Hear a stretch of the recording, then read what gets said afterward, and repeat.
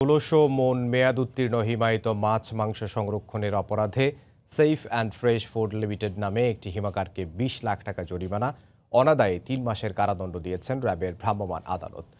গতকাল বিকেলে রাজধানীর তেজগাঁও এলাকার এই হিমাগারটিতে অভিযান চালানো হয়। আসন্ন রমজানকে সামনে রেখে এসব মেয়াদ উত্তীর্ণ মাছ মাংস বিভিন্ন রেস্টুরেন্টে বিক্রি করে বিশাল মুনাফা করার লক্ষ্য ছিল বলে জানায় র্যাবের ম্যাজিস্ট্রেট। দেশের নামিদামি রেস্টুরেন্টের চাহিদা মেটাতে গরু, মুরগি, ভেড়ার মাংসসহ নানা পদের সামুদ্রিক মাছ আমদানি করা হয় বিভিন্ন দেশ থেকে। প্রায় ১৬০০ মন এসব হিমায়িত ভোগ্যপণ্যের সবগুলোরই মেয়াদ শেষ হয়েছে প্রায় ২ বছর আগে। রাজধানীর তেজগাঁওয়ে হিমাগারে অভিযান চালিয়ে এগুলো জব্দ করে র্যাবের ভ্রাম্যমাণ আদালত। মেয়াদ উত্তীর্ণ খাবার রাখার অভিযোগে হিমাগারের মালিককে জরিমানা করার পাশাপাশি আমদানিকারক ৪টি প্রতিষ্ঠানের বিরুদ্ধে আইনানুগ ব্যবস্থা নেওয়ার কথা জানালেন র্যাবের নির্বাহী ম্যাজিস্ট্রেট সারোয়ার আলম।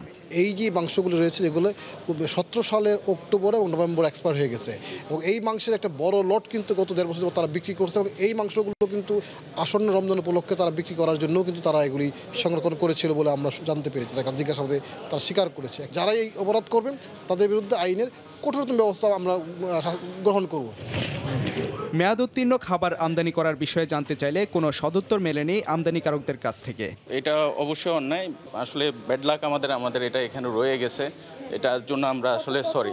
এটা নর্মালি আসতেছে যাইতেছে, এটা অ্যাজ ইউজুয়াল সবসময় চলতেছে। যেটা তারা করে দেবে, যারা পার্টি যারা বিক্রি করবে তারা করে দেবে, তারা কখন দেবে, তারা নিয়ে করে দেবে।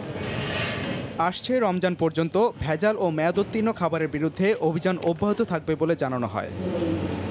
সাদিকুর রহমান, সময় সংবাদ, ঢাকা।